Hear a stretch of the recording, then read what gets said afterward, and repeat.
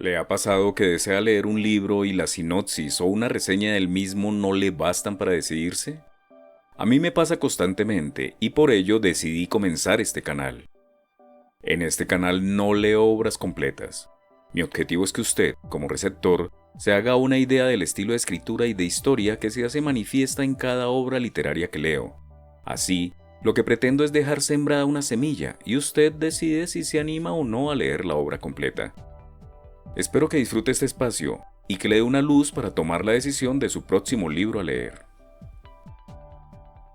Hoy deseo leer para ustedes, de Haruki Murakami, de su libro Hombres sin Mujeres, el cuento número 4, Sherezade. En su libro Hombres sin Mujeres, Haruki Murakami ofrece a los lectores 7 relatos en torno a la soledad que precede o sigue a la relación amorosa. Hombres que han perdido a una mujer o cuya relación ha estado marcada por el desencuentro, asisten inermes al regreso de los fantasmas del pasado, son incapaces de establecer una comunicación plena con la pareja o ven extrañamente interrumpida su historia de amor. Otros experimentan atormentados amores no correspondidos o, incluso, como en el relato protagonizado por una metamorfosis kafkiana, desconocen todavía los mecanismos del afecto y del sexo. Sin embargo, las verdaderas protagonistas de estos relatos, llenos de guiños a los Beatles, el jazz, Kafka, las mil y una noches o en el caso del título Hemingway, son ellas, las mujeres, que misteriosas irrumpen en la vida de los hombres para desaparecer, dejando una huella imborrable en la vida de aquellos que las han amado o de los que al menos intentaron amarlas. Haruki Murakami nació en Kioto en 1949. Es uno de los pocos autores japoneses que han dado el salto de escritor de prestigio a autor con grandes ventas en todo el mundo.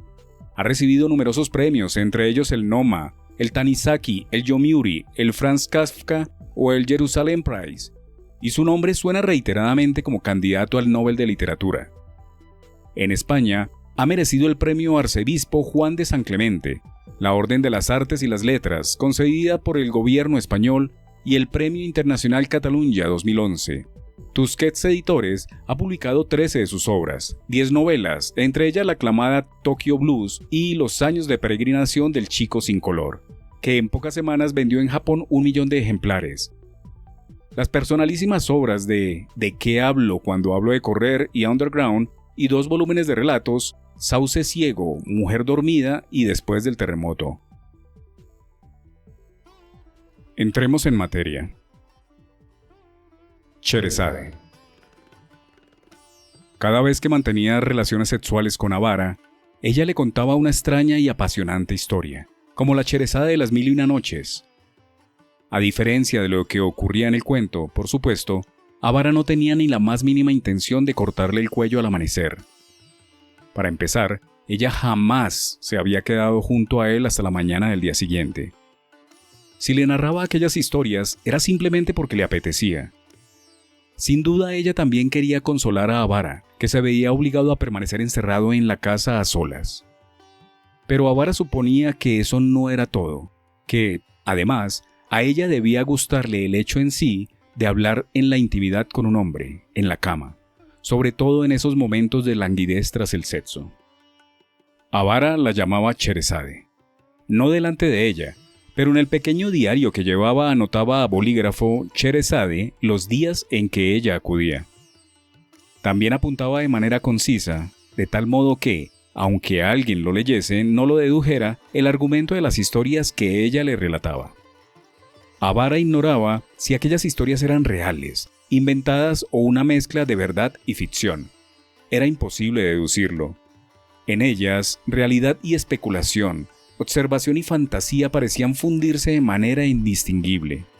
Por eso, Avara había decidido prestarle atención sin más y dejar de preocuparse por si eran falsas o verdaderas. ¿Qué importancia podía tener para él esa diferencia, fuesen reales o no? El caso es que Sherezade era una excelente oradora que sabía captar la atención del otro. Todo lo que contaba se convertía en un relato especial, se tratase de la historia que se tratase. El tono, las pausas, la forma en que hacía avanzar el relato, todo era perfecto. Despertaba el interés del oyente, lo mantenía astutamente en ascuas, le obligaba a pensar, a especular, y luego, le daba justo lo que deseaba. Con esa envidiable destreza conseguía que, por un instante, el oyente se olvidase de la realidad que lo rodeaba. Como si le pasase un paño húmedo a un encerado, borraba limpiamente fragmentos de recuerdos desagradables que permanecían como adheridos, preocupaciones que el oyente hubiera querido olvidar de haber sido posible. ¿Acaso no basta con eso?, pensaba Avara. De hecho, era exactamente lo que él más anhelaba entonces. Sherazade tenía 35 años, 4 más que Avara, y básicamente era una ama de casa a tiempo completo, aunque tenía titulación de enfermera, y al parecer, a veces cuando hacía falta la llamaban para trabajar, y madre de 2 niños que estaban en primaria. Su marido trabajaba en una empresa como tantas otras. Vivían a 20 minutos en coche de allí. Al menos, eso era, o casi, toda la información sobre sí misma que había proporcionado a Avara. Claro que él no tenía manera de comprobar si era cierta o no. Aunque tampoco se le ocurrían motivos para sospechar de ella, no le había dicho su nombre. «No tienes ninguna necesidad de saberlo, ¿o sí?», le dijo Sherazade.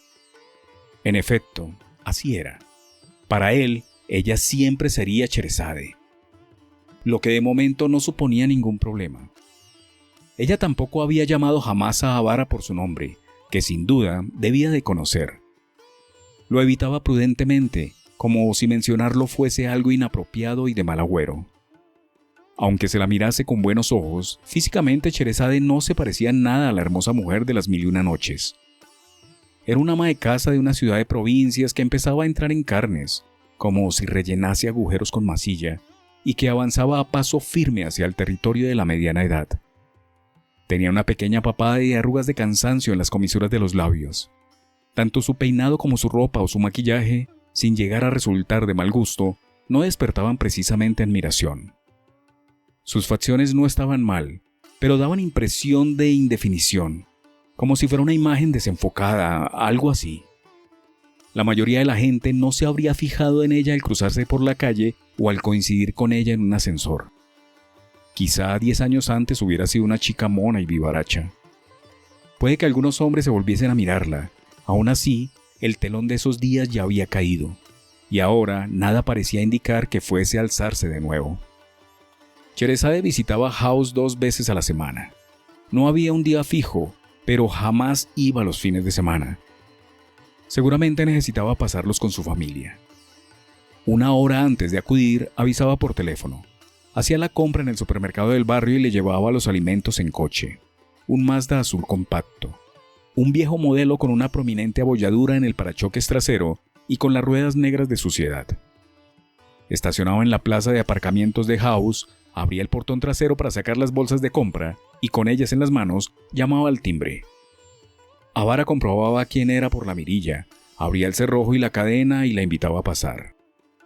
Ella iba directo a la cocina, sacaba los alimentos y los guardaba en la nevera. Luego hacía la lista de la compra para la siguiente vez. Se afanaba con destreza, sin hacer movimientos inútiles, como una ama de casa competente. Mientras se ocupaba en alguna tarea, apenas hablaba y siempre estaba seria. Cuando ella acababa, sin que ninguno de los dos lo propusiera, se dirigían con naturalidad al dormitorio, como arrastrados por una corriente marina invisible. Allí, Sherazade se desnudaba con gestos rápidos y en silencio, se metía en la cama con Avara. Ambos se abrazaban sin apenas decir palabra y practicaban sexo como si colaborasen para despachar una tarea impuesta. Cuando ella tenía la menstruación, cumplía su objetivo valiéndose de la mano, y la manera, como mecánica, con que ella movía la mano, hacía que Avara se acordase de que ella poseía el título de enfermera. Después del sexo charlaban acostados. En realidad solamente ella hablaba. Avara se limitaba a sentir de vez en cuando y a hacer alguna breve pregunta. Y cuando el reloj marcaba las 4:30 de la tarde, Sherazade interrumpía la historia, aunque fuese por la mitad. Por algún motivo siempre se hacía la hora cuando el relato llegaba a su clímax. Salía de la cama, recogía la ropa tirada por el suelo, se vestía y se preparaba para marcharse. «Tengo que hacer la cena», le decía. Avara la acompañaba a la entrada. Volvía a echar el cerrojo a la puerta y miraba por entre las cortinas cómo el pequeño y sucio coche azul arrancaba. A las 6, Preparaba una cena frugal con los alimentos que había en la nevera y cenaba solo.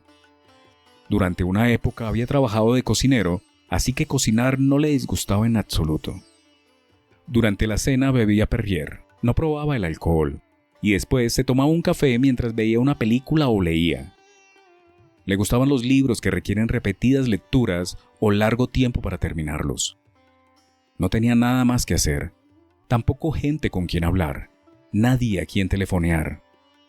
Como no disponía de un ordenador, no podía acceder a internet. Además, no hojeaba el periódico ni veía programas de televisión.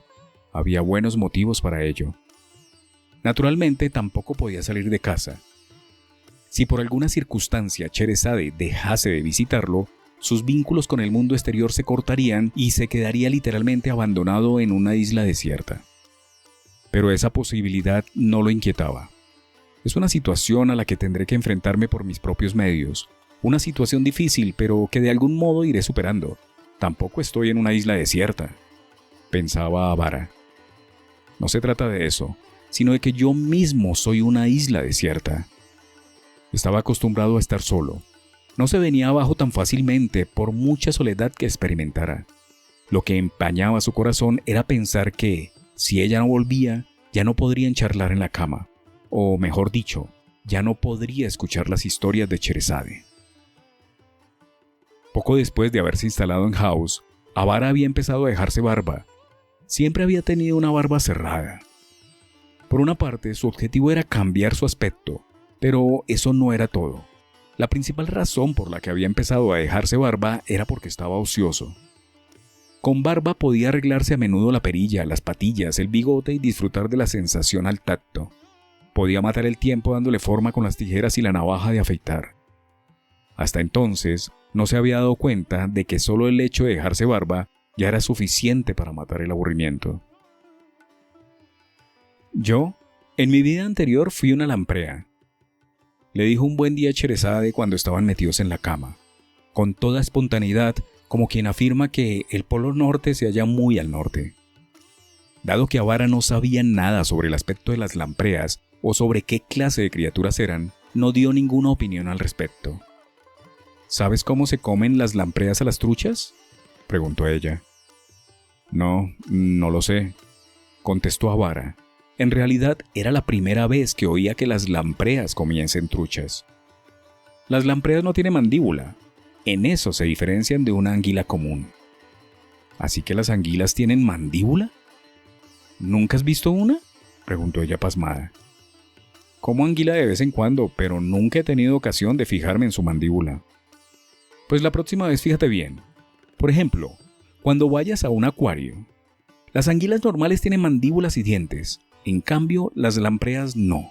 En vez de boca tienen una ventosa. Con esta se adhieren a las piedras que hallan en el lecho de los ríos y los lagos y se mecen boca arriba, como si fueran algas. Avara se imaginó un montón de lampreas flotando como algas en el fondo acuático.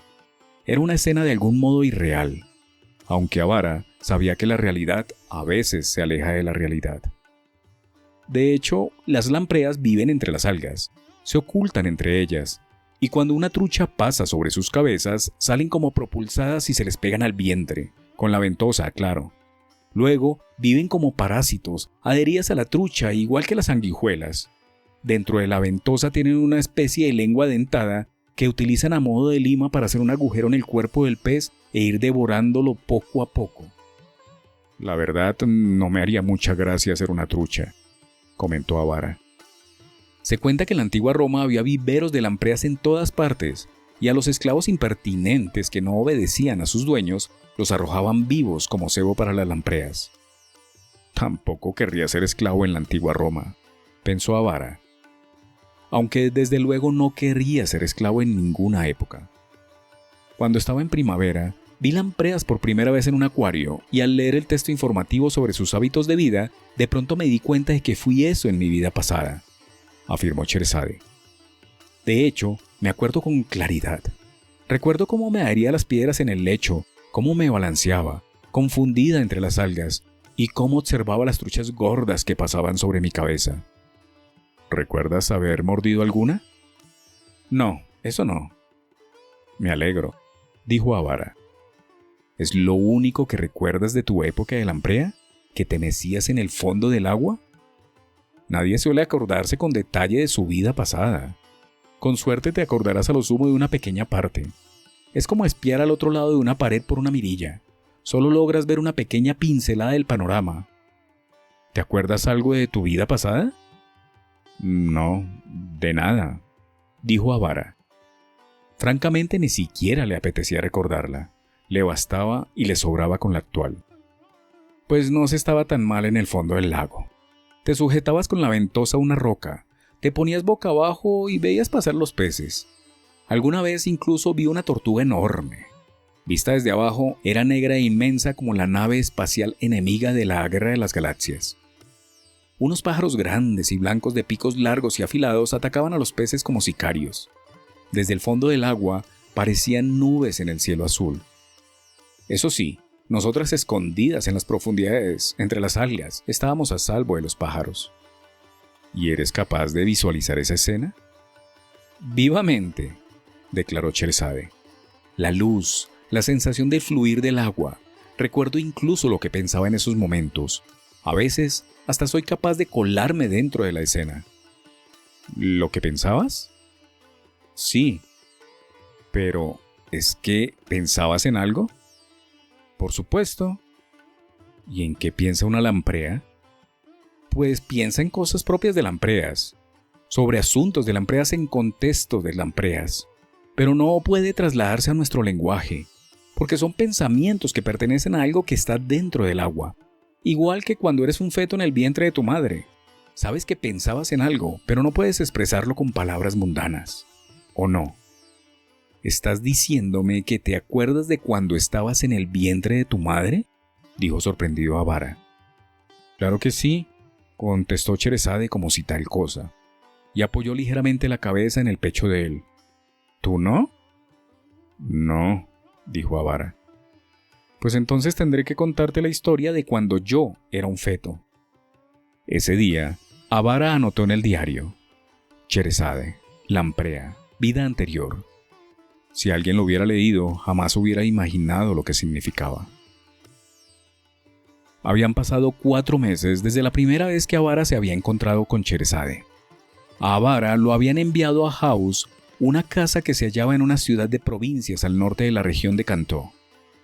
Una mujer que vivía cerca se ocupaba de él a modo de intermediaria. Su tarea consistía en comprar comida y otros productos y llevárselos a House, ya que Avara no podía salir. Cuando él lo deseaba, también le compraba libros y las revistas que quería leer y los CDs que le apetecía escuchar. A veces también elegía algunas películas en DVD al azar y se las llevaba, aunque a Avara no le convencían sus criterios de selección.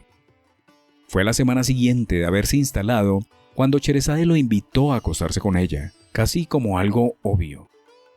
Desde el primer día llevaba preservativos consigo. Quizá fuese una más de las actividades de apoyo que habían encomendado a la mujer. En cualquier caso, ella lo propuso sin ningún reparo o vacilación, con delicadeza, y a él tampoco se le ocurrió oponerse a ello. Aceptando la invitación, se metió en la cama y, aún sin haber comprendido bien la lógica de los acontecimientos, se abrazó al cuerpo de Sherazade. El sexo con ella no podía definirse como apasionado, pero tampoco era completamente mecánico. Si bien había empezado como parte de las funciones que le habían asignado o que le habían sugerido firmemente, a partir de cierto momento ella pareció encontrar, aunque fuese en parte, cierto placer en el acto. Avara lo percibió y se alegró de ello en el sutil cambio que se produjo en el modo en que reaccionaba el cuerpo de ella. Después de todo, él no era una fiera salvaje enjaulada, sino una persona de tiernos sentimientos. Practicar el sexo solo para satisfacer la libido no resulta tan divertido, a pesar de que hasta cierto punto sea necesario. Pero Avara no conseguía dilucidar en qué medida Sherazade lo consideraba parte de su deber y en qué medida lo veía como algo personal. No solo sucedía con el sexo. Avara era incapaz de saber hasta qué punto las actividades cotidianas que hacía por él eran sus tareas impuestas y hasta qué punto derivaban de su buena voluntad, si es que podía llamársele buena voluntad. En distintos aspectos, Sherazade era una mujer cuyos sentimientos e intenciones resultaban difíciles de penetrar. Por ejemplo, solía usar ropa interior de materiales sencillos y sin adornos. La clase de prendas que viste a diario una ama de casa común en la treintena, según suponía Avara, pues hasta entonces jamás había mantenido relaciones con una ama de casa en la treintena. Eran prendas que se podían comprar en las rebajas de cualquier hipermercado. Sin embargo, otros días también lucía lencería sofisticada e incitante. Avara ignoraba dónde la adquiría, pero sin duda se trataba de artículos de lujo. Prendas delicadas elaboradas con bellas sedas, encajes primorosos y colores vivos. Él no entendía con qué objetivo o dependiendo de qué circunstancias tenía lugar ese contraste extremo. Otra cosa que lo confundía era que el sexo con Sherazade y las historias que le contaba estaban indivisiblemente imbrincados, formando una unidad. No podían separarse y sentirse tan atado, profundamente atado de esa manera a unas relaciones carnales que no podían definirse como demasiado apasionadas, con alguien por quien no se sentía verdaderamente atraído, era una situación que jamás había vivido y que lo desconcertaba un poco. Cuando era adolescente, dijo un buen día Sherazade a modo de confesión cuando estaban en la cama: en varias ocasiones aproveché la ausencia de los dueños para entrar en una casa. Como le ocurría con la mayoría de sus relatos, Avara fue incapaz de dar una opinión pertinente. ¿Alguna vez has entrado en una casa ajena de ese modo?, le preguntó Sherazade. Creo que no, dijo Avara con voz ronca. Pues una vez lo haces, te enganchas. Pero es ilegal. Exacto. Si la policía te pilla, te detiene. Te puede caer una pena gorda por allanamiento de morada y hurto o tentativa de hurto. Pero, aun a sabiendas de que es peligroso, se convierte en adictivo. Avara aguardó en silencio a que prosiguiera. Lo mejor de entrar en una casa ajena cuando no hay nadie es, sin duda, el silencio. No sé por qué, pero todo está muy callado. Quizás sea el lugar más silencioso del mundo. Esa fue la sensación que tuve. Cuando me quedaba allí sola, sentada en el suelo, inmersa en aquel silencio, conseguía remontarme con toda facilidad a la época en que fui lamprea, explicó Sherazade. Era una sensación maravillosa. Creo que ya te he contado que fui lamprea en mi vida anterior, ¿no? Sí. Pues eso, me adhiero como la ventosa a una roca en el fondo del agua, con la cola hacia arriba, meciéndome, igual que las algas que me rodean. Reina la calma, no se oye un ruido, o a lo mejor es que no tengo oídos. En los días soleados, la luz incide sobre la superficie penetrándola como una flecha. A veces, esa luz se divide en haces brillantes como si traspasara un prisma. Los peces, de diversas formas y colores, nadan lentamente sobre mi cabeza, y yo no pienso en nada. O mejor dicho, solo tengo pensamientos de lamprea. Están empañados, pero al mismo tiempo son diáfanos. No son transparentes, pero a la vez carecen de cualquier impureza. Yo, siendo yo, no soy yo, y es una sensación maravillosa. La primera vez que Sherazade se había colado en una casa ajena fue cuando estaba en el segundo curso del instituto. Se había enamorado de un chico de su misma clase en el instituto público local. Era alto, jugaba fútbol y sacaba buenas notas. No podía decirse que fuera especialmente guapo, pero sí pulcro y tremendamente simpático. Como gran parte de los amores de las chicas del instituto, fue un amor no correspondido, y por lo visto, él estaba interesado por otra chica de la clase y ni siquiera prestaba atención a Sherazade. Nunca le había dirigido la palabra, quizá ni siquiera se hubiera dado cuenta de que iban a la misma clase. Pero ella era incapaz de renunciar a él. Cuando lo veía, sentía que le faltaba el aire e incluso a veces había estado a punto de vomitar. Si no hacía algo, acabaría enloqueciendo. Sin embargo, no se le pasaba por la cabeza declarársele. No podía salir bien. Un día, Sherazade decidió hacer novillos y se fue a la casa del chico, a unos 15 minutos de la de Sherazade. Calculó que a esas horas no habría nadie. El padre, que trabajaba en una empresa de cemento, había fallecido unos años antes en un accidente de tráfico en la autopista. La madre era profesora de lengua japonesa en un colegio público de la ciudad vecina. La hermana cursaba secundaria. De modo que, de día, lo normal sería que la casa estuviese vacía. Ella se había preocupado de investigar de antemano la situación familiar. La puerta de la entrada, naturalmente, se hallaba cerrada con llave. Por probar, Sheresade miró debajo del felpudo, y allí estaba. Era una urbanización de una tranquila ciudad de provincias con un bajo índice de criminalidad, pero sus habitantes no se preocupaban demasiado por la seguridad. Muchos dejaban las llaves bajo los felpudos o las macetas para los miembros de la familia que hubiesen olvidado las suyas. Por precaución pulsó el timbre, esperó un rato, y tras comprobar que no se obtenía respuesta y que ningún vecino la veía, Sheresade entró en la casa. Seguidamente cerró por dentro con llave. Se quitó los zapatos y los metió en una bolsa de plástico que guardó en la mochila que llevaba a la espalda. Después, con gran sigilo, subió a la planta superior. La habitación del chico estaba, como se había figurado, en la planta de arriba. La pequeña cama de madera estaba perfectamente hecha. Contempló las baldas repletas de libros, el armario ropero, la mesa estudio. Sobre una estantería había una mini cadena y unos cuantos CDs. De la pared colgaba un calendario del Fútbol Club Barcelona y una especie de banderín de un equipo. Ningún otro adorno más ni nada semejante. No había fotografías ni dibujos, solo la pared color crema. De lo alto de la ventana pendían unas cortinas blancas. La habitación estaba limpia y ordenada. Ni un libro tirado ni una prenda de ropa por el suelo. El material de escribir que había sobre la mesa estaba perfectamente alineado, reflejo del carácter escrupuloso del dueño de la habitación. O quizá fuera la madre quien lo ordenara todo con esmero a diario. O tal vez ambas cosas. Eso puso nerviosa a Sheresade. Si la habitación hubiese estado hecha un desastre, nadie se habría enterado aunque ella hurgase un poco. Ojalá así sea, pensó Sheresade. Debía ir con sumo cuidado, pero al mismo tiempo se alegraba de que la habitación fuese sencilla, estuviese impoluta y en completo orden. Era muy propio de él. Se sentó en una silla frente al escritorio y permaneció allí quieta un rato. Esta es la silla en la que se sienta todos los días a estudiar. Al pensarlo, se le aceleró el corazón. Por orden fue cogiendo todo el material de escritorio, lo palpaba, lo olía, lo besaba. Los lápices, las tijeras, la regla, la grapadora, el calendario de mesa y ese tipo de cosas. Solo por el hecho de que eran pertenencias suyas, objetos que por lo general no tendrían nada de especial, parecían resplandecer. Luego fue abriendo uno a uno los cajones del escritorio, examinando a fondo su contenido. En los separadores de cajón superior había pequeños objetos de escritorio y algunos recuerdos. En el segundo cajón estaban las libretas de las asignaturas que cursaba en la actualidad, y en el tercero, el situado más abajo, varios documentos, libretas y modelos de exámenes viejos. Casi todo, cosas relacionadas con los estudios o material del club de fútbol del colegio. No había nada importante. No encontró nada de lo que esperaba, como un diario o cartas.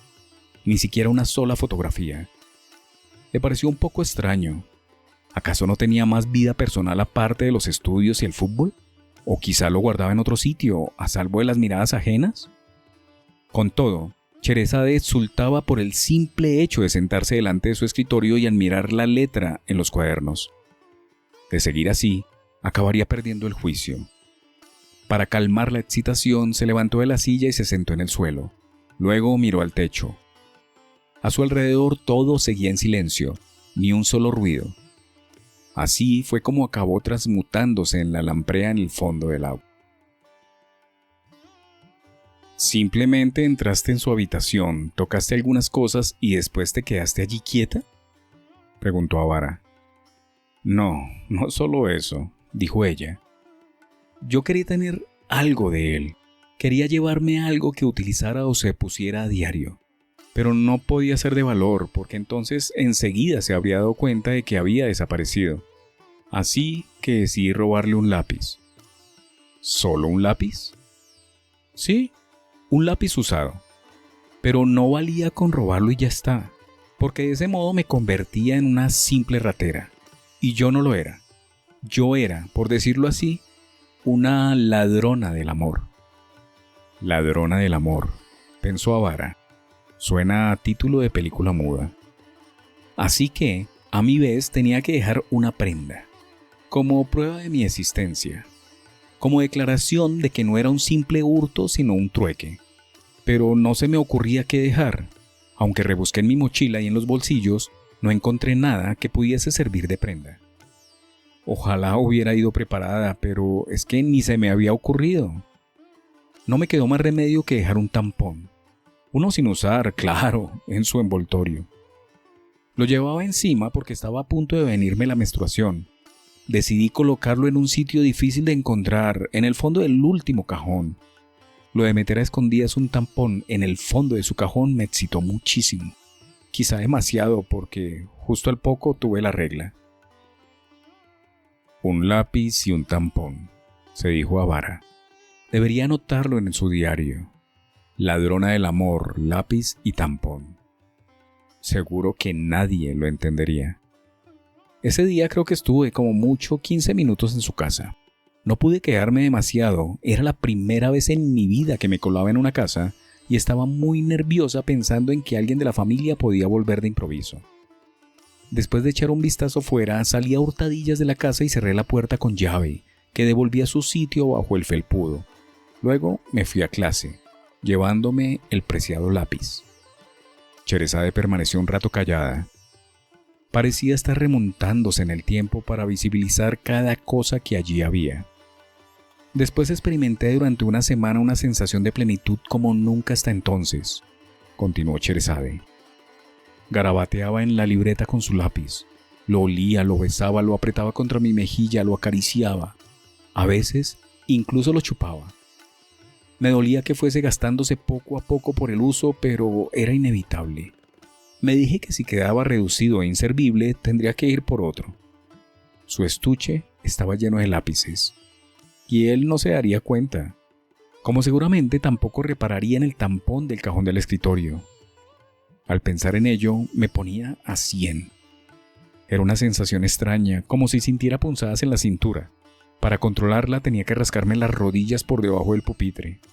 No me importaba que en realidad él ni me dirigiera una mirada o apenas fuera consciente de mi existencia, porque sin que él lo supiese, yo tenía en mi poder una parte suya.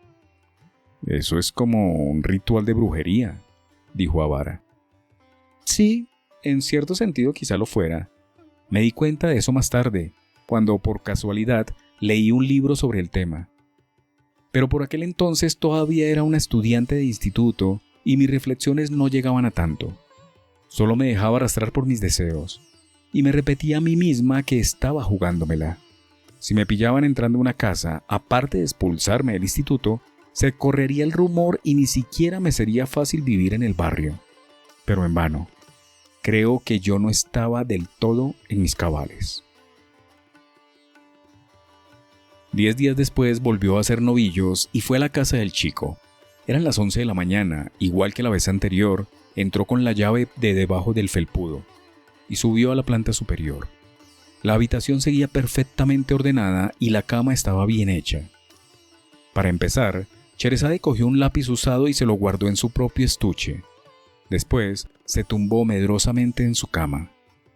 Se estiró los bajos de la falda y con las manos sobre el torso miró al techo. En esta cama duerme él todos los días. Al pensarlo se le aceleró el corazón y sintió que se ahogaba. El aire no le llegaba a los pulmones. La garganta se le resecó y al respirar le dolía. Enseguida, desistiendo de la idea, se levantó de la cama, estiró la cobertura para arreglarla y volvió a sentarse en el suelo como la última vez. Entonces miró al techo. Se dijo que todavía era pronto para acostarse en su cama. La emoción que le provocaba era demasiado intensa. Esta vez, Sherezade pasó media hora allí. Sacó sus libretas del cajón y les echó un vistazo. Leyó también un trabajo que el chico había redactado a raíz de la lectura de Kokoro, de Natsume Soseki. Era una lectura que le habían mandado para el verano. Estaba escrito con una bella y cuidada caligrafía, propia de un alumno que sacaba las buenas notas. De hecho, lo habían calificado con sobresaliente. Natural. Ante un texto escrito con una letra tan maravillosa, cualquier profesor habría querido darle un sobresaliente, aún sin haberlo leído. Luego abrió los cajones del armario ropero y observó, una tras otra, todas las cosas que había. Su ropa interior y su calzado, camisetas, pantalones, zapatillas de fútbol. Todas las prendas estaban escrupulosamente dobladas y en orden. Ni una sola se veía sucia o desgastada. Todo está muy limpio y ordenado. ¿Las doblará él mismo o lo hará su madre? Sherazade sintió celos de la madre que hacía todo eso por él a diario. Acercó la nariz a los cajones y olfateó todas y cada una de las prendas. Las habían lavado cuidadosamente y olían a ropa secada al sol. Sacó una camiseta gris del cajón, la desplegó y se la llevó a la cara. Quería comprobar si la zona de la axila olía a su sudor, pero no. Aún así, permaneció un buen rato con la cara pegada a la camiseta, aspirando. Deseaba llevársela, pero era demasiado peligroso. Toda la ropa estaba meticulosamente dispuesta y ordenada. Quizá él o su madre se sabían de memoria el número exacto de camisetas. Si faltase una, se armaría una muy buena. Al final, Sherazade renunció a llevársela. La dobló como estaba antes y la devolvió al cajón. Debía ser precavida. No podía arriesgarse. Esta vez, además del lápiz, decidió llevarse una pequeña insignia en forma de balón de fútbol que había encontrado en el fondo de un cajón. Debía de ser del equipo infantil en el que había jugado en primaria. Estaba vieja y no parecía de valor. Aunque desapareciese, seguramente no la echaría de menos, o tardaría tiempo en reparar en su ausencia. De paso, comprobó si aún seguía en el cajón el tampón que había escondido. Sí, allí estaba. Sherazade intentó imaginarse qué ocurriría si la madre descubriera aquel tampón. ¿Qué pensaría? ¿Interrogaría directamente al hijo? ¿Qué haces tú con un tampón? ¡Explícamelo! ¿O acaso se lo guardaría y haría oscuras conjeturas? Sherazade no podía imaginarse la reacción de la madre. En cualquier caso, decidió no tocarlo. Después de todo, era la primera señal que dejaba. Esta vez, como segunda prenda, decidió dejar 3 cabellos. La noche anterior se había arrancado 3. Los había envuelto en un film transparente y se los había metido en un pequeño sobre. Sacó de la mochila el sobre y lo metió entre las viejas libretas de matemáticas de un cajón. Eran pelos negros y lisos, ni muy largos ni muy cortos. A no ser que lo sometieran a la prueba de ADN, nunca se sabría de quién era. Aunque a simple vista se notaba de que pertenecían a una chica joven. Tras salir de la casa, fue caminando al instituto para asistir a la primera clase de la tarde, y los 10 días siguientes los pasó embargada de nuevo por una exaltada sensación de plenitud. Sentía que poseía otras partes de él, pero naturalmente aquello no terminaría ahí, porque, como Sherazade había reconocido, entrar en una casa ajena acaba convirtiéndose en adictivo. Al llegar a ese punto de la historia, Sherazade miró el reloj que había al lado de la cabecera de la cama y dijo, como hablando sola: ¡Ay! ¡Tengo que marcharme ya! Salió de la cama y empezó a vestirse. Los dígitos del reloj anunciaban las 4:32. Volvió a ponerse la ropa interior blanca, práctica y sin apenas adornos. Se abrochó el sostén a la espalda, se calzó rápidamente los pantalones vaqueros y se puso por la cabeza un suéter azul marino de la marca Nike. En el baño se lavó cuidadosamente las manos con jabón y tras arreglarse un poco el cabello con un cepillo, se marchó en el Mazda azul. Avara se quedó solo y como no tenía nada mejor que hacer, se puso a reflexionar sobre lo que ella le había contado en la cama, igual que una vaca que romía el pasto. No tenía ni la menor idea de qué derrotero tomaría aquella historia, como solía ocurrir con la mayoría de sus relatos. Para empezar, ni siquiera era capaz de imaginarse el aspecto de Sherazade cuando iba al instituto. ¿Sería esbelta en esa época? ¿Vestiría uniforme con calcetines blancos y llevaría el cabello trenzado? Puesto que todavía no tenía apetito, antes de ponerse a preparar la cena reanudó la lectura de un libro ya empezado, pero no podía concentrarse. Involuntariamente, le venía a la mente la imagen de Sherazade colándose a hurtadillas en la habitación de la planta superior, o con la camiseta de su compañero de clase pegada a la nariz para olfatearla. Avara estaba ansioso por saber cómo terminaba la historia. 3 días después, con el fin de semana de por medio, Sherazade volvió a pasar por House. Como siempre, colocó los alimentos que había traído en las grandes bolsas de papel, comprobó las fechas de caducidad, modificó el orden de los productos en la nevera, verificó las reservas de latas y otras conservas, comprobó las existencias de condimentos y preparó la siguiente lista de compra. Puso otra botella de Perrier a enfriar y amontonó sobre la mesa los nuevos libros y DVDs. ¿Falta algo? ¿Necesitas alguna cosa? No se me ocurre nada, contestó Avara. Luego se metieron en la cama e hicieron el amor. Después de excitarse con los preliminares en su justa medida, él se puso el preservativo y la penetró. Ella siempre exigía que usase preservativo, y tras un tiempo prudencial, eyaculó. Aunque no lo hacían por obligación, tampoco ponían el alma en ello. Por lo general, ella siempre parecía alerta contra un exceso de pasión. Del mismo modo que, por lo general, un profesor de autoescuela nunca espera excesiva entrega en la manera de conducir de sus alumnos. Tras comprobar con ojo clínico que Avara había expulsado toda la debida cantidad de semen dentro del profiláctico, Sheresade retomó la historia. Tras la segunda intrusión en la casa vacía, vivió unos 10 días exultante. Había guardado la insignia con forma de balón de fútbol en su estuche de lápices.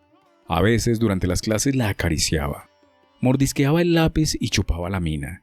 También pensaba en la habitación del chico, en su escritorio, en la cama en que dormía, en el armario lleno de su ropa, de sus boxers blancos y sencillos, en los 3 pelos y en el tampón que había ocultado en el cajón.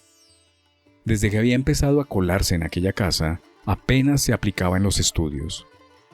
Durante las clases, o bien se quedaba embobada sumida en sus ensoñaciones, o bien se dedicaba a toquetear el lápiz y la insignia.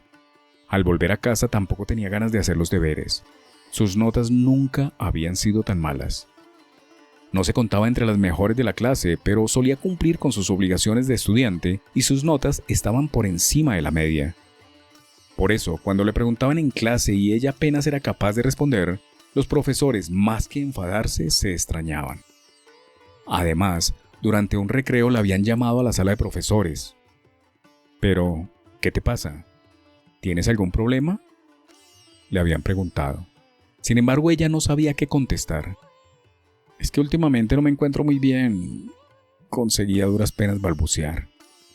Por supuesto, jamás podría confesarles algo así. La verdad es que hay un chico que me gusta y ha empezado a colarme en su casa cuando no hay nadie.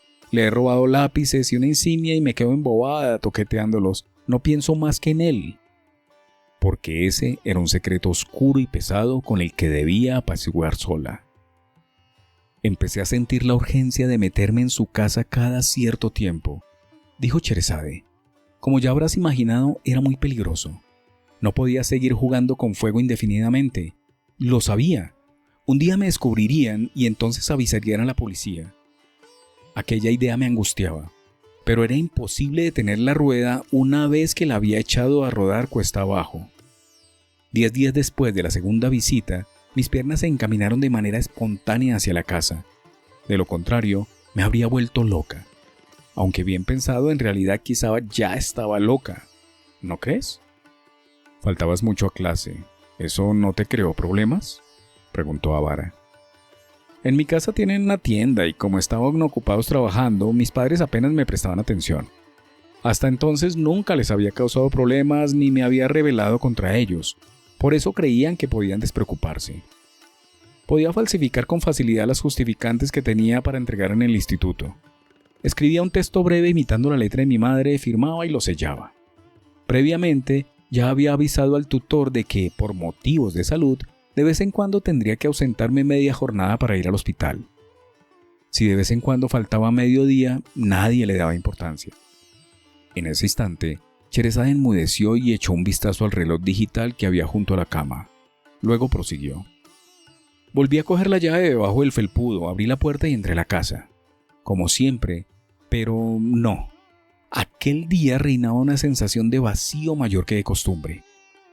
No sé por qué, pero me sobrecogió el ruido del termostato de la nevera en la cocina al activarse y desactivarse. Sonaba como el resuello de un animal grande. Más tarde llamaron por teléfono. Estuvo a punto de darme un infarto cuando aquel timbrazo estridente resonó por toda la casa. Sudaba profusamente. Al cabo de 10 timbrazos paró sin que nadie hubiera atendido la llamada, claro. Entonces se hizo un silencio todavía más profundo. Ese día Sheresade permaneció largo rato acostada boca arriba en la cama del chico. Esta vez el corazón no se le aceleró tanto como la última vez y consiguió respirar con normalidad. Era como si él estuviese durmiendo tranquilamente junto a ella. Tenía la sensación de que, si extendía la mano, sus dedos tocarían los fornidos brazos de él. Pero claro, el chico no estaba allí. Simplemente la envolvía una nube de ensueño. A continuación, experimentó unas ganas irreprimibles de aspirar su olor. Se levantó de la cama, abrió los cajones del ropero y buscó sus camisetas. Todas estaban bien lavadas, secadas al sol y plegadas en forma de rollo. Ni rastro de suciedad u olor, igual que la vez anterior. Luego tuvo una idea. Tal vez funcionase. Bajó a toda prisa la escalera. En la salita anexa al cuarto de la bañera encontró el cesto de la ropa sucia y abrió la tapa. Allí estaban las prendas usadas de él, junto a las de su madre y su hermana. Seguramente eran prendas de la víspera. Había una camiseta de hombre. Era de marca BBD, blanca de cuello redondo. Aspiró su olor. Era el inconfundible olor a sudor de un hombre joven. Un asfixiante olor corporal que podía percibir si estaba cerca de los alumnos de su clase. No resultaba especialmente agradable, pero le proporcionaba un sentimiento de felicidad sin límites. Al acercarse a la parte de la axila a la cara y aspirar hondo, se sintió abrazada por él, estrechada con fuerza entre sus brazos. Sherazade subió a la planta superior con la camiseta y volvió a tumbarse en la cama. Entonces, pegó la prenda a su rostro y aspiró una y otra vez aquel olor a sudor. De pronto sintió cierto estremecimiento en la zona de la pelvis. También cómo se le endurecían los pezones. ¿Iba a tener la regla? No, no era eso. Todavía era demasiado pronto. Supuso que se debía al alivio. No supo cómo afrontarlo, cómo calmarse. Da igual, pues no puedo hacer nada en esta situación. Al fin y al cabo estoy en su cama, en su habitación. Al final, decidió llevarse a casa aquella camiseta sudada. Era arriesgado, sin duda. La madre seguramente repararía en que faltaba. No llegaría al extremo de pensar que la habían robado, pero se preguntaría extrañadamente a dónde había ido a parar. Dado lo limpia y organizada que estaba la casa, debía de ser una neurótica del orden y el control. Si no encontraba algo, seguro que inspeccionaba la vivienda entera en su búsqueda, como un perro policía muy bien adiestrado, y hallaría algunas de las huellas que Sherazade había dejado en el dormitorio de su amado hijo. Aún así, ella no quería soltar la camiseta. Su cabeza no consiguió disuadir a su corazón. ¿Qué puedo dejar en su lugar?, se preguntó. Pensó en su ropa interior. Aquella mañana llevaba unas bragas sencillas, muy normales, relativamente nuevas. Podría esconderlas en el fondo de un cajón. Las consideraba válidas como objeto de trueque. Pero al desnudarse notó que tenía la entrepierna caliente y húmeda. «Es la libido», se dijo. Probó a olerlo, pero aquello no olía a nada. Con todo, no podía dejar algo manchado de deseo de esa manera. De hacerlo, estaría denigrándose a sí misma. Volvió a ponérselas mientras decidía hacer el intercambio con otra cosa. ¿Pero qué podía hacer? Llegada a ese punto, Sherazade guardó silencio. Permaneció callada un buen rato. Con los ojos cerrados respiraba tranquilamente. Avara se quedó también tumbado en el silencio, esperando a que ella dijese algo. «Avara, escucha», dijo Sherazade por fin abriendo los ojos. Fue la primera vez que lo llamaba por su nombre. Él la miró a la cara. «Dime, Avara, ¿crees que podrías hacerme otra vez el amor?», preguntó. «Creo que sí». Y una vez más volvieron a abrazarse.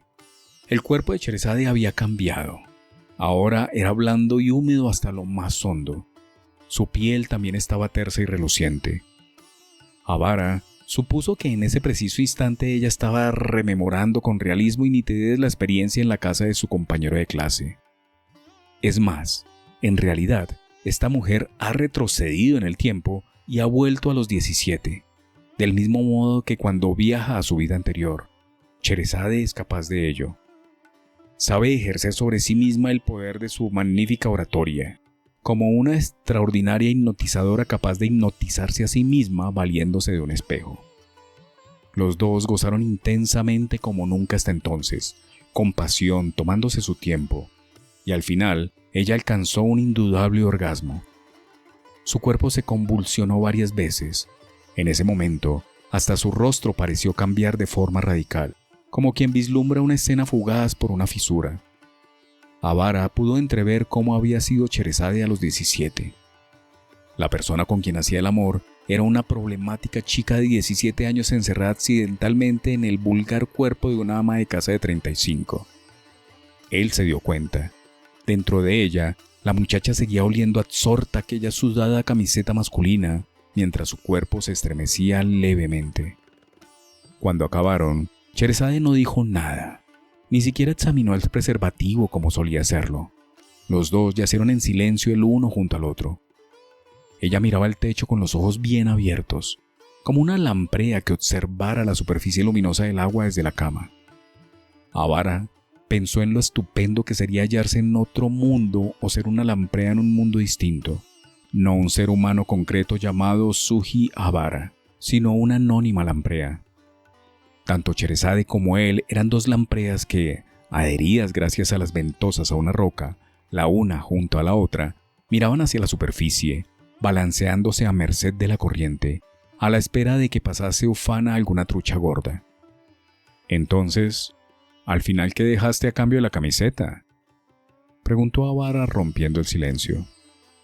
Nada, contestó el cabo, porque no llevaba nada parecido o nada que se le igualara.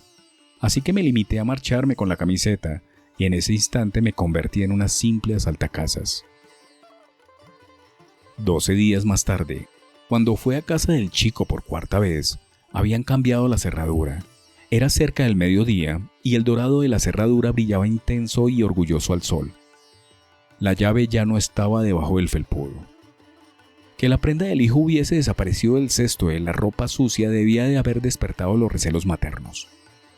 Tras buscar a fondo aquí y allá con su perspicaz mirada, la madre se habría fijado en que algo extraño había ocurrido en su hogar. Quizá alguien había irrumpido mientras todos estaban ausentes, así que había cambiado de inmediato la cerradura de la entrada. El parecer de la madre había sido ciertamente atinado y su reacción sumamente rápida. Como es natural, Sherazade se llevó un buen chasco al descubrir que habían cambiado la cerradura, pero al mismo tiempo se sintió aliviada. Era como si alguien a su espalda le hubiera despojado del peso que cargaba sobre los hombros. Gracias a eso ya no necesito entrar en esta casa, pensó. De no haberla cambiado, estaba segura de que habría seguido entrando y de que, a medida que su comportamiento se radicalizaba, habría acabado pasándose de rosca, y tarde o temprano hubiera sobrevenido la desgracia. Por cualquier motivo, algún miembro de la familia habría sabido regresar de repente mientras ella estaba arriba, y entonces no hubiera tenido escapatoria. No cabrían excusas. En algún momento hubiera cedido, habría conseguido evitar esa situación catastrófica. Probablemente debía agradecérselo a esa madre, con quien jamás se había encontrado, poseedora de una mirada tan sagaz como la de un halcón. Todas las noches antes de dormir, Sherazade olía la camiseta robada. Se acostaba con ella al lado. Cuando iba a clase la envolvía en papel y la escondía donde nadie pudiese encontrarla. Una vez sola en su habitación, ya después de la cena, la sacaba, la acariciaba y la olfateaba, preocupada porque día tras día el olor fuera disipándose paulatinamente, pero no fue así. Aquel olor a sudor permaneció como un valioso recuerdo indeleble. Al pensar que jamás podría o jamás tendría que volver a colarse en la casa del chico, poco a poco Sherazade fue recobrando el juicio. Su mente empezó a operar con normalidad, ya que se quedaba menos veces ensimismada en el aula y aunque fragmentariamente, la voz de los profesores empezó a entrarle por los oídos. Pero durante las clases se concentraba más en mirar al chico que en prestar atención a los profesores. Lo miraba constantemente tratando de detectar algún cambio en sus gestos o una actitud de nerviosismo. No obstante, se comportaba como de costumbre reía simplonamente, abriendo mucho la boca cuando el profesor le preguntaba algo. Daba en un tono resuelto la respuesta correcta y al salir de clase, se volcaba en los entrenamientos del club de fútbol. Gritaba y sudaba a mares. No parecía ser consciente de que algo anómalo había ocurrido a su alrededor. Ella estaba admirada. Era una persona terriblemente íntegra. Ni una sola mácula. Pero yo conozco su mácula, pensó Sherazade, o algo semejante a una mácula. Quizá nadie más lo sepa. Soy la única que lo sabe. Tal vez su madre también. La tercera vez que había ido a la casa, se había topado con varias revistas porno escondidas ingeniosamente en un cajón. Había un montón de fotografías de mujeres desnudas, con las piernas abiertas exponían dadivosamente sus genitales. También había fotografías de parejas en plena cópula, fotos de gente que copulaba en posturas muy poco naturales. Penes enhiestos que penetraban a mujeres. Era la primera vez en su vida que veía algo semejante. Sentada al escritorio, se puso a hojear aquellas páginas, observando con curiosidad cada fotografía. Imaginó que el chico seguramente se masturbaba mirando aquellas imágenes, pero no sintió especial repulsión. Tampoco la desilusionó esa faceta oculta suya. Era consciente de que se trataba de una práctica natural. Tenía que liberar de alguna manera el esperma acumulado. El cuerpo masculino está hecho así, más o menos del mismo modo que la mujer tiene la regla. En ese sentido, no era más que un simple chico normal y corriente en plena adolescencia. Ni un defensor de la justicia ni un santo. Es más, a Sherazade le alivió saber que era así. Fue paulatino, pero poco después de dejar de colarme en su casa, el intenso deseo que sentía por él empezó a menguar, como la marea cuando retrocede en una playa poco profunda. No sé por qué, pero ya no buscaba el olor de su camiseta con tanto afán como antes, y no me quedaba tantas veces absorta acariciando los lápices y la insignia. Me bajó la fiebre como si me hubiera curado de una enfermedad. Y no es que fuera algo semejante a una enfermedad, sino que probablemente fuera una enfermedad de verdad, ¿sabes? Una enfermedad que por una temporada me hizo delirar con una fiebre alta. Puede que todos pasemos por esa etapa enloquecida alguna vez en nuestras vidas, o quizás se tratara de un episodio especial que solo me ocurrió a mí. Dime, ¿a ti te ha pasado? Avara intentó recordar, pero fue en vano. Creo que nunca he vivido algo así, dijo. Sherazade pareció un poco decepcionada. En cualquier caso, al terminar el instituto ya me había olvidado de él, de una manera que incluso me sorprendió. Ni siquiera podía recordar qué me había atraído tan intensamente con 17 años. La vida es curiosa, ¿no crees? A veces, cuando observamos las cosas al cabo de un tiempo desde una perspectiva un poco diferente, algo que creíamos absurdamente esplendoroso y absoluto, algo por lo que renunciaríamos a todo para conseguirlo, se vuelve sorprendentemente desvaído. Y entonces te preguntas qué demonios veían tus ojos. Bueno, esta es la historia de mi época saltacasa. Suena como la época azul de Picasso, pensó Avara, pero comprendía lo que ella había querido decirle. Sherazade miró el reloj digital. Se acercaba la hora de regresar a casa. Guardó un silencio cargado de sugestión. Pero a decir verdad, prosiguió al rato, la historia no termina ahí. Unos cuantos años después, creo, cuando cursaba segundo en la escuela de enfermería, por azares del destino volví a encontrármelo. En esa ocasión también intervino la madre y, entre medio, se cruza una pequeña historia de fantasmas. No estoy segura de que vayas a creértela, pero ¿te gustaría escucharla? Sí, mucho. Pues la dejaremos para la próxima vez, dijo Sherazade, que si me pongo a hablar no tengo freno, y ya va siendo la hora de que regrese a casa a preparar la cena. Sherazade se levantó de la cama, se puso la ropa interior y se ajustó las medias. Luego se vistió la combinación de la falda y la blusa. Avara observaba abstraído sus movimientos desde la cama. Se dijo que los gestos de una mujer posiblemente sean más interesantes cuando se viste que cuando se desnuda. ¿Te apetece leer algún libro en concreto?, le preguntó ella antes de marcharse. Ninguno en especial, contestó Avara. Solo quiero escuchar el final de la historia. Pensó, pero no lo dijo. Tuvo la impresión de que, si lo decía, jamás sabría cómo había acabado aquella historia. Esa noche, Avara se acostó temprano pensando en Sherazade. ¿Y si no volvía? Esa posibilidad lo inquietaba. No era descabellado. Entre ambos no había ningún pacto personal. Era una relación impuesta casualmente por alguien, una relación de la que podrían despojarlo en cuanto esa persona lo decidiera. En otras palabras, un vínculo que dependía a duras penas de un fino hilo. Tal vez algún día... No.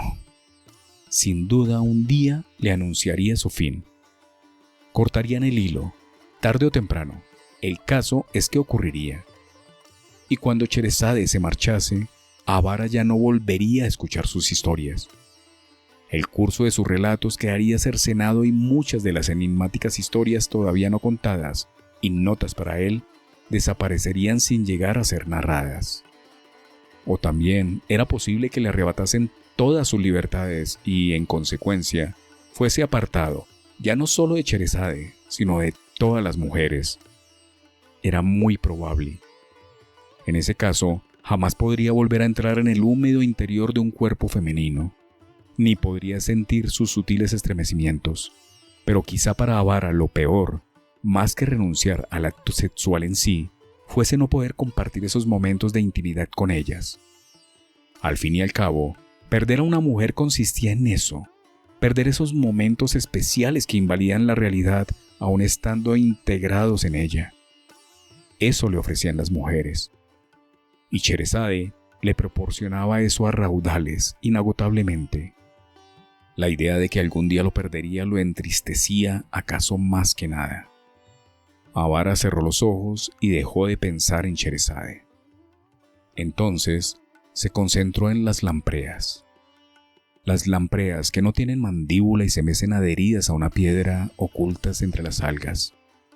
Se había convertido en una de ellas y esperaba a que apareciera una trucha. Pero por más que aguardaba, no pasaba ni una. Una gorda, una delgada, una cualquiera. Y al final, el sol se puso y una oscura sombra lo envolvió todo. Espero les haya agradado este corto relato. Murakami es de mis favoritos, me encanta su forma de contar, su forma de escribir. Espero ustedes también lo hayan disfrutado. Espero haya disfrutado esta lectura. En este canal puede encontrar muchos más fragmentos de diversas obras literarias. Puede escucharme en YouTube o en su plataforma de podcast favorita en mi canal Fragmentos, Lecturas para Escuchar. Mi nombre es Jimmy Alberto y es mi placer leer para usted. Nos escuchamos en la próxima.